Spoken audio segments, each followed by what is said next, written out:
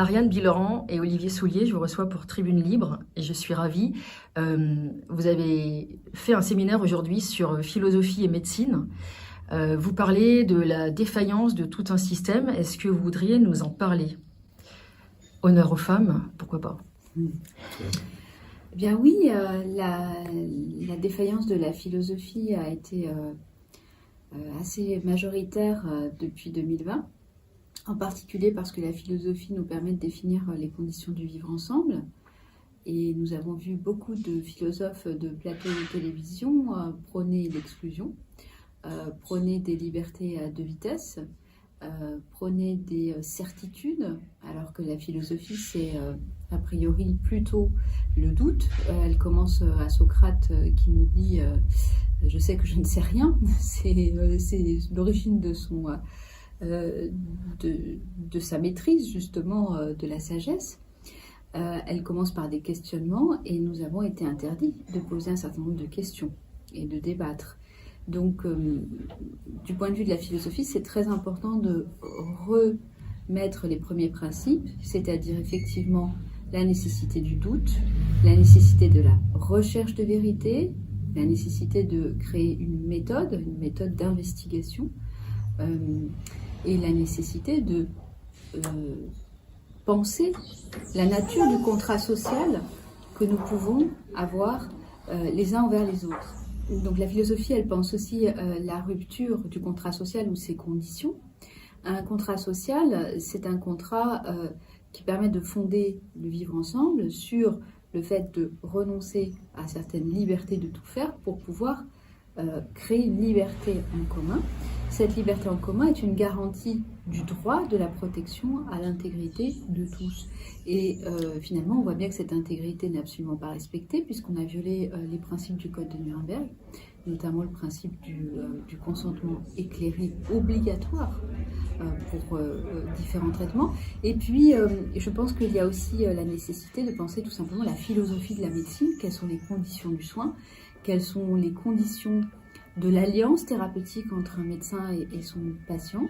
La médecine a été réduite à une science idéologique, un scientisme en fait.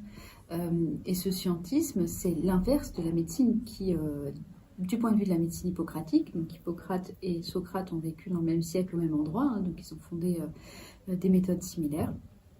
Eh bien, la médecine, c'est la garantie du respect de la subjectivité et de l'individualité du sujet, comme la philosophie. Donc, c'est un petit peu tous ces principes que nous essayons de remettre au goût du jour pour montrer à quel point nous en sommes complètement écartés, voire aujourd'hui nous sommes dans une inversion, dans une médecine qui ne se préoccupe plus de ne pas nuire, et une philosophie qui ne pense plus du tout les conditions métaphysiques de l'existence humaine et de son appartenance politique. La politique, c'est la création du lien entre les personnes. Ce n'est pas quelque chose que nous avons dîné, mais c'est comment nous allons vivre dans la police, dans la cité, tous ensemble. Et quelles sont les garanties du respect de chaque être humain, sans exclusion, sans stigmatisation dans cette population. Donc voilà, je crois que ce sont quelques éléments que nous souhaitons rappeler pour refonder des fondamentaux que nous avons manifestement complètement perdus. Et docteur Soulier, l'état de la médecine est le reflet de la bonne santé d'une société et d'une démocratie? Oui, alors si c'est le reflet, il est effectivement mauvais, parce que on est dans une société qui n'est pas démocratique, qui n'est plus libre, une société qui a piétiné, qui a foulé aux pieds tous ses principes, et en particulier tout ce qu'on avait appris avec la Seconde Guerre mondiale et tous les principes de Nuremberg, l'interdiction des essais, tout ça a été foulé aux pieds. On a vraiment trahi le secret professionnel, on a trahi l'intégrité des médecins, on leur a interdit de soigner. On a même organisé l'euthanasie des vieux, c'est clair, avec le Rivotril, ce qui est absolument dramatique. Donc on a fait tout ce qu'il ne fallait pas faire, puisque les masques, on sait que ça sert à rien, le confinement, on sait que ça sert à rien, ça fait très longtemps qu'on sait que confiner des gens en bonne santé, c'est diffuser l'épidémie, et confiner les gens malades, c'est-à-dire le lazaret, ça peut être efficace. Mais confiner les gens malades avec les gens en bonne santé, c'est le meilleur moyen de faire flamber une épidémie. Et j'ai envie de dire que si le but était de faire flamber l'épidémie, je dois reconnaître que le résultat est assez réussi. Et effectivement, il y a deux manières de voir les choses. Ou bien on la voit d'une façon médicale et de l'intérêt du patient. Et dans ce cas-là, c'est une catastrophe. Ce sont des crasses. Ces gens-là ne devraient plus jamais exercer la médecine. On devrait leur interdire. Tous les gens qui ont participé à ça devraient être définitivement radiés. Maintenant, si vous le considérez au niveau de la manipulation des foules et des populations, c'est du grand art. Et c'est du McKinsey tout craché, et c'est du très grand art avec la complicité des gouvernements, de l'Union européenne, de l'OMS, de tous ces organismes qui ont contribué à, disons-le, dévoyer les principes médicaux. Tout ce que l'on a fait ne fonctionnait pas. Avec le recul, de façon un peu sommaire, on pourrait dire il n'y a pas eu d'épidémie. Il n'y a pas eu, souvenez-vous, il y avait 30-35 millions de morts tous les ans avec les grippes. Sur la planète, là, on a eu 30 millions de... Voilà, c'est la même chose, et on a eu 0 grippe. Donc, vous faites allusion au livre des biostatisticiens Pierre Chaillot et Laurent Toubiana? Oui, bien sûr, que je connais bien, qui ont fait un énorme travail magnifique. Effectivement, mais toute la statistique nous amène à ça. Il n'y a pas eu d'épidémie. Plus que ça, elle a commencé 1 an avant. Quand on analyse maintenant les eaux d'égouts où on a tout à fait la présence des virus, puisqu'elles sont regardées régulièrement. Mais pourquoi il n'y a pas eu de mort? Parce qu'on a soigné les gens.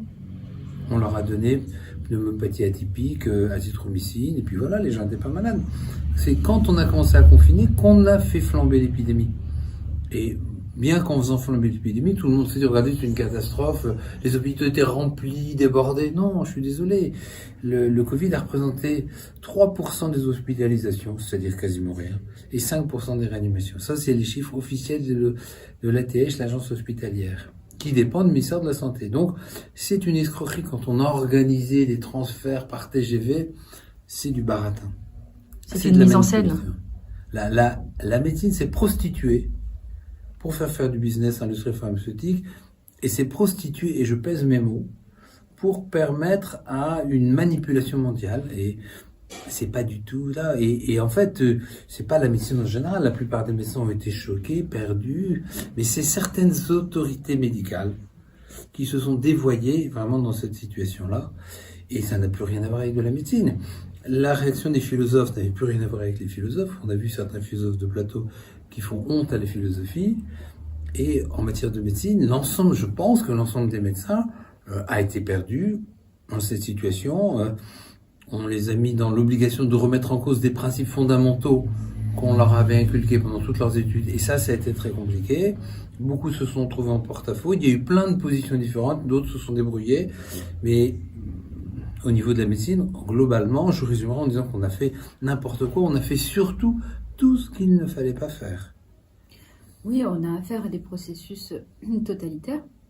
En septembre 2020, j'ai organisé un colloque pluridisciplinaire intitulé Corruption et fraude dans la crise Covid depuis 2020. Il y avait effectivement Pierre Chaillot qui était présent, il y avait Vincent Pavant, il y avait Jean-Dominique Michel, il y avait Slobodan Despot, Virginie Daro-Recchia, Olivier bien sûr, et d'autres. Et depuis les différentes fenêtres qui étaient des disciplines absolument très hétérogènes, depuis les sciences humaines jusqu'aux sciences dures, nous arrivions tous à la conclusion d'une corruption et d'une fraude à partir de notre propre fenêtre. Ça, c'est un premier point. Le totalitarisme, il a une conception de l'individu très très particulière. C'est-à-dire c'est une annihilation de la liberté humaine, et c'est une conception paranoïaque, c'est une conception persécutée de l'individu. Et c'est là qu'on peut faire un point commun aussi entre la philosophie et la médecine, c'est-à-dire qu'on a bien vu que tout le monde était un malade en puissance, et ce malade en puissance était traité comme un criminel en puissance. Et on l'a bien vu au niveau des enfants. Donc la présomption d'innocence qui garantit nos droits, évidemment, a volé complètement en éclats, et nous avons été traités, et même parfois avec des mesures de rétorsion extrêmement puissantes, comme des criminels. Et c'est ce qu'a dit George Agamben à plusieurs reprises, le philosophe. On est même arrivé à un moment où on a dit aux enfants, vous êtes responsables du malheur du monde. Vous allez tuer papy et mamie. C'est une honte d'avoir dit une chose comme ça. Ça devrait vraiment, ce point-là devrait vraiment rester dans l'histoire de l'humanité comme la chose à ne pas faire. Il faudrait faire une statue aux enfants pour leur dire à la gloire des enfants que l'on a persécuté. En disant, voilà, ça, on ne doit plus jamais le faire. Jamais un petit enfant ne va être responsable d'avoir tué papy-mamie ou d'avoir fait peur à ses enseignants. Donc on a vraiment une inversion totale des valeurs avec un monde qui marche complètement sur la tête. Et je le répète, ce n'est pas une erreur. Je pense fondamentalement que c'est une manipulation totalement calculée et je peux tout à fait imaginer des réunions avec certains conseillers du gouvernement qui disent qu'est-ce qu'on va faire pour mettre la peur? Bon, on va dire que les enfants sont dangereux, qu'ils vont tuer leur papy, leur mamie. Ah, c'est une bonne idée, on va faire ça. Je crois assez que ces gens sont cyniques pour avoir été capables de faire une chose pareille. Et ça, philosophiquement, c'est dramatique. Ce que je voulais dire aussi, c'est qu'effectivement, on a beaucoup joué sur la peur, et la peur de la mort, et comme on disait aujourd'hui, la philosophie, c'est aussi la capacité à accepter qu'on nous sommes mortels. Donc c'est bien le propre d'un système pervers que de jouer sur la culpabilisation, entre autres choses? Notamment, oui, notamment sur la création du bouc émissaire. Le bouc émissaire, on sait que c'est toujours le profil le plus innocent sur lequel on va projeter nos propres parts d'ombre. Donc le fait que les enfants soient effectivement sacrifiés, ça fait partie du système totalitaire. Le fait que certaines catégories de la population soient stigmatisées, persécutées, sacrifiées, laissées sans revenus, et qu'on considère que c'est normal parce que c'est telle idéologie et pas telle autre, ça fait partie du système totalitaire.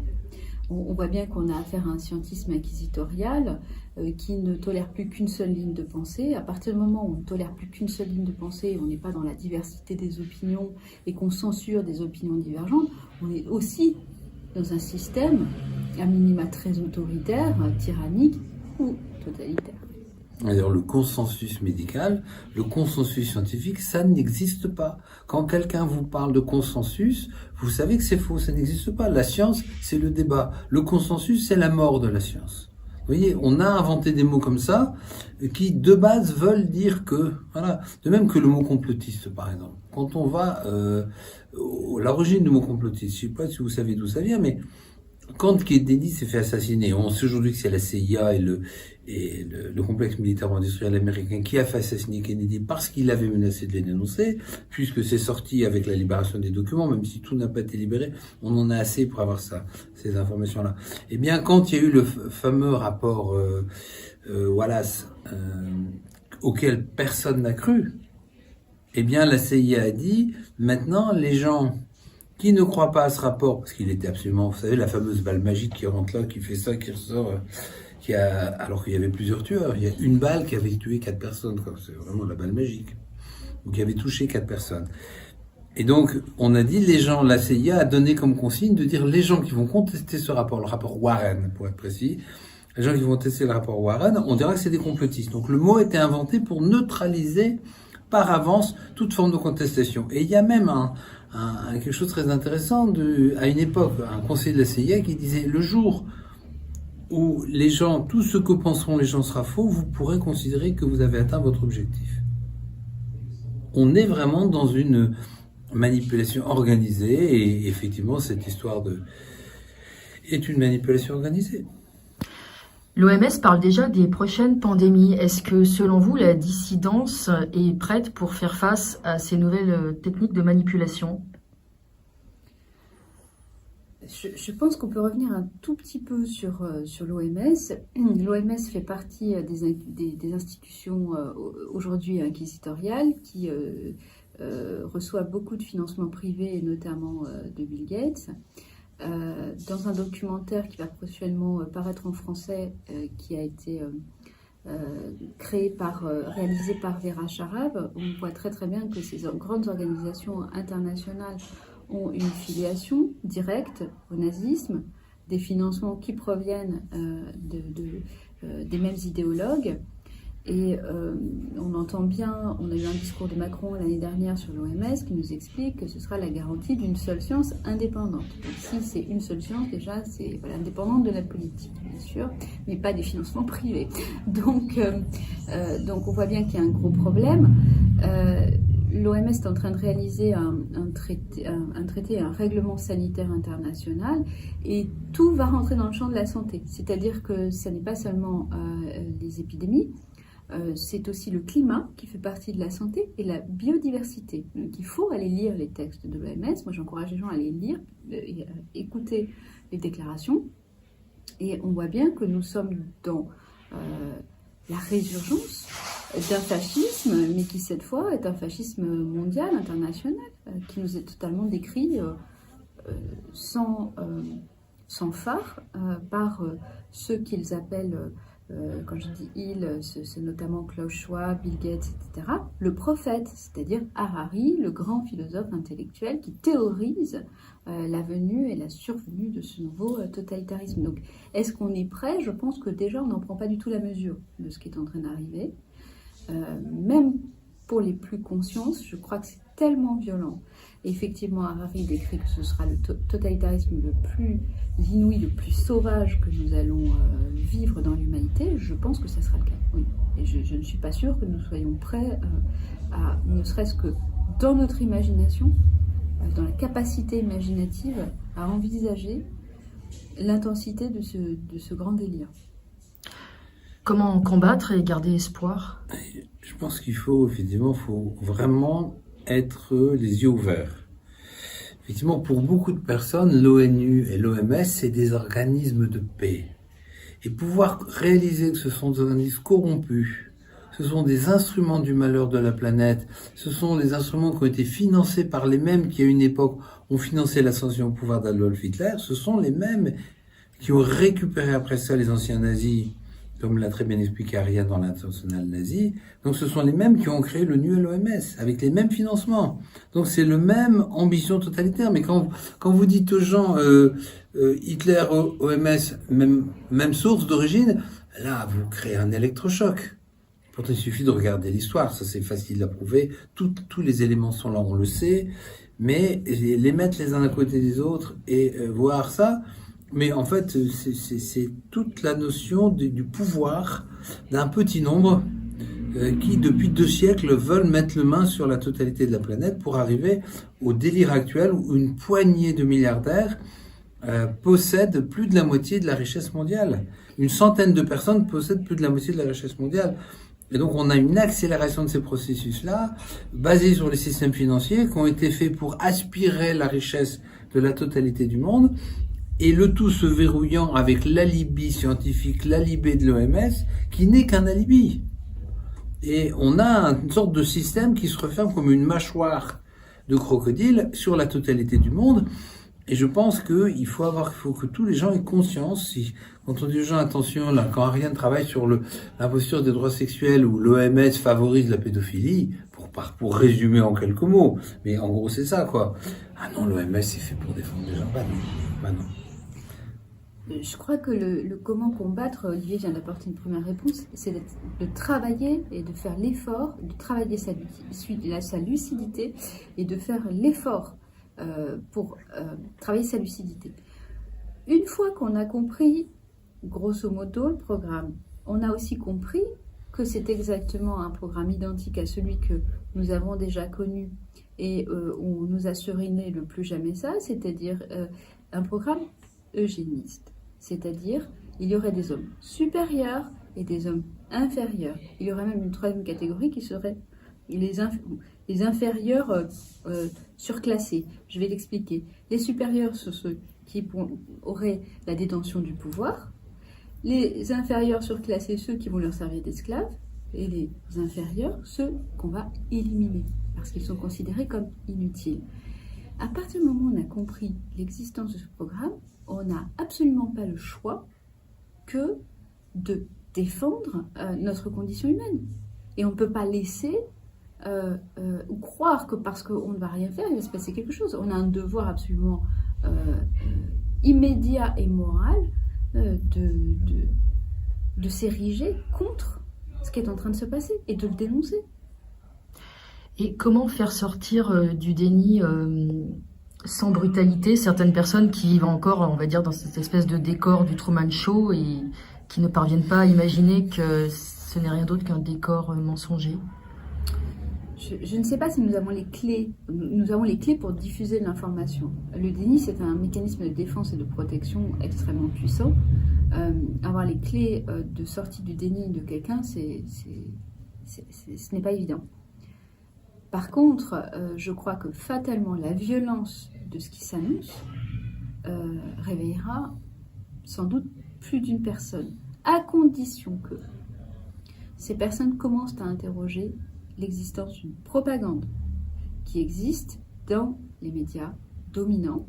On voit bien que c'est toujours les mêmes discours, qu'il y a des discours autorisés, des discours qui ne sont pas autorisés. Et déjà ça, il y a quelque chose qui dysfonctionne. Donc il faut bien se poser la question, quels sont les discours qui ne sont pas autorisés Et c'est très important de comprendre que les gens sont menés à des actes absolument atroces à partir du lavage de cerveau et de la propagande. Donc il y a, comment dirais-je, au-delà du déni, il y a un lavage de cerveau, une mise en condition, en fait. Oui. Un conditionnement des masses, ça c'est évident.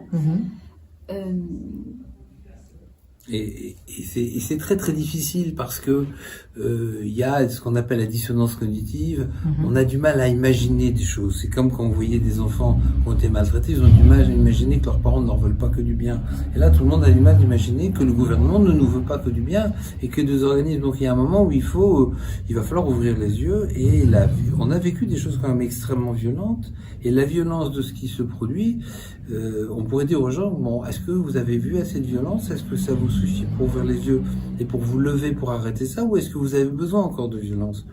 Mais voilà, et je pense qu'il y a une petite part qui est consciente, ce qu'on appelle souvent d'ailleurs les complotistes, parce qu'ils sont conscients du fait que, effectivement, Kennedy a été assassiné, je reprends l'analogie, voilà, et effectivement, il y a tout un travail de conscience très important parce que il y a une ambition. Mais moi, je mettrais plusieurs choses très positives dans ce qui se passe. La première, c'est qu'ils ont voulu faire une catastrophe et ils l'ont échoué. Donc, ils n'ont pas réussi à conditionner la totalité du monde, même si, comme disait le professeur Montagnier, les non-vaccinés sauveront l'humanité. Parce qu'ils ont un patrimoine génétique qui a été conservé. Les autres, on ne sait pas. Heureusement qu'il y a eu beaucoup de faux, et heureusement qu'il y a eu beaucoup de placebo aussi, à l'époque du début, parce qu'ils n'avaient pas les moyens de fournir tout. Donc ça, c'est une chance qui s'est produite. C'est la première chose. La deuxième, c'est que on s'est rendu compte qu'il y a eu énormément d'effets secondaires. C'est-à-dire que les gens qui voulaient manipuler l'ADN, eh bien, ils se sont rendus compte qu'une toute petite manipulation donnait déjà des montagnes de conséquences. Donc la nature a dit, regardez, ce que vous faites est dangereux. Et donc, le premier essai est un essai qui est catastrophique au niveau du résultat et au niveau de leur capacité à jouer aux apprentis sorciers. Leur première thèse d'apprentis sorciers est une catastrophe. L'autre chose qui est très importante, c'est que on a tendance à nous dire ici en Europe ou aux États-Unis ou au Canada, regardez le consensus mondial. Non, le consensus mondial, c'est 1 milliard ou 1,5 milliard d'habitants. Le reste du monde, et on voit bien avec les BRICS, avec la dédollarisation, on ne peut pas ne pas regarder ce qui se passe dans le monde. Il y a un effondrement des empires colonialistes qui étaient l'Europe et l'Amérique du Nord, et il y a un effondrement et on a globalement les 80% de la population qui ne croit pas à ce qui s'est passé. Ça me faisait rire quand on faisait des zooms avec les Africains qui disaient les vaccins c'est fait pour tuer les petits blancs.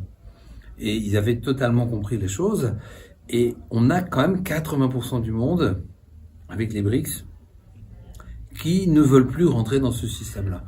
Et quelque part, on est dans un effondrement de la culture occidentale. Ça, c'est évident. Je pense que, malheureusement, avec leur folie, elle ira jusqu'au bout. Il ira jusqu'au bout de cet effondrement et l'Europe va devenir un pays sous-développé. Mais heureusement, la bonne nouvelle, c'est une grande partie du monde. Simplement parler, il ne faut pas leur faire. Ils n'y croient pas. Et ça, c'est une excellente nouvelle. Je pense qu'il y a aussi un relais de cette conscience dans nos pays, en Europe et en Amérique du Nord, de gens qui n'y croient pas. Donc il y a 80% de la population mondiale qui n'y croit pas, au niveau du monde. Et dans les 20% restants, il y a au moins 20% des gens qui n'y croient pas. Donc on peut se dire aussi que ces gens comme Yuval Noah Harari sont ultra minoritaires sur la planète. Et même économiquement et militairement, ils ne sont même plus aujourd'hui majorité. Ils sont même plus aujourd'hui les plus puissants. Et ça, c'est quelque chose qui, c'est peut-être, je dirais que cet Occident dominateur et sûr de soi, c'est véritablement tirer une balle dans le pied. Et est vraiment en train de... Michel Maffezoli a raison de dire que quand les tyrannies vont jusqu'au bout, elles sont de plus en plus violentes, elles sont de plus en plus folles. Et là, on est dans une folie, un effondrement de ces tyrannies. et épidémie, dédollarisation, création des BRICS. Et en même temps, on voit que les jeux aux apprentis sorciers n'ont pas fonctionné. Et est-ce que selon vous, une des clés de sortie de crise, ce serait de s'éloigner de l'individualisme occidental? C'est indispensable, c'est-à-dire que c'est absolument indispensable de retrouver l'entraide, mais au-delà de ça, ce qui fonde une civilisation, ce qui la remet en circuit, c'est le don. C'est tout, c'est l'anthropologie de Leroi Gourhan, de Mauss, etc. C'est vraiment pour remettre en les interdits fondamentaux, qui sont les interdits du meurtre, les interdits de l'inceste, qu'on a tous transgressés là, sans aucun problème, dont on subit ces transgressions à travers ces programmes internationaux. Quand je parle d'interdit du meurtre, c'est effectivement le fait de laisser les gens sans soins ou effectivement de les euthanasier. Et quand je parle d'interdit de l'inceste, c'est le fait de transgresser les populations, notamment infantiles. C'est le programme de l'OMS.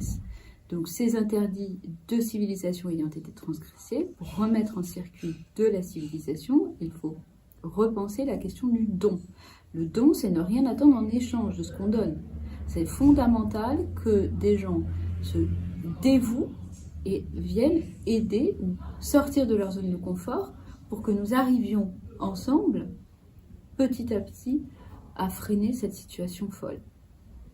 Et parmi les grands principes qui ont fait l'humanité, il y avait l'interdit de l'usure, l'interdit du prêt avec intérêt, et dans toutes les religions, dans toutes les cultures, il y avait régulièrement, tous les 20 ans, on remettait la totalité des dettes. Et là, on voit bien qu'on est dans, j'ai encore lu quelque chose, un discours sur la soi-disant dette internationale, dont évidemment nous serions tous coupables et qu'il faudrait donc payer. On va la payer comment? Au bout d'un moment, évidemment, si on va jusqu'à la suite de la logique de la dette, on la paye avec nos corps. Voilà. Donc on va prendre la totalité. En fait, quand vous voulez posséder une nation, vous l'endettez. Un des grandes réussites de la gestion par le gouvernement de la crise, c'est d'avoir réussi à endetter la France à ce niveau-là, d'avoir mis la France à genoux devant les fonds d'investissement, les BlackRock, les Vanguard, etc., etc. Et donc, et ce qui est intéressant, c'est que cette dette, pour moi, elle n'existe pas. Vous voyez qu'il y a une évasion fiscale, ce qu'on appelle une optimisation fiscale. Donc, il y a des gens qui volent les États, qui n'ont plus les rentrées d'impôts nécessaires, et après ça, ils disent, le voleur prête au volé en lui disant, maintenant, tu me dois tout. Donc, globalement, on pourrait considérer qu'une remise de dette mondiale serait une chose fondamentale pour remettre les choses à zéro. Vous n'allez pas ruiner les petits épargnants, il n'y a que les petits qui auraient le droit d'avoir leur dette, mais tous les grands ont une certaine fortune. Moi, je suis pour une remise mondiale des dettes, et vous voyez toutes ces monstrueuses fortunes. Vous voyez, les milliardaires français, il y avait un intéressant qui disait 550 milliards, ils ont triplé leur fortune en 3 ans.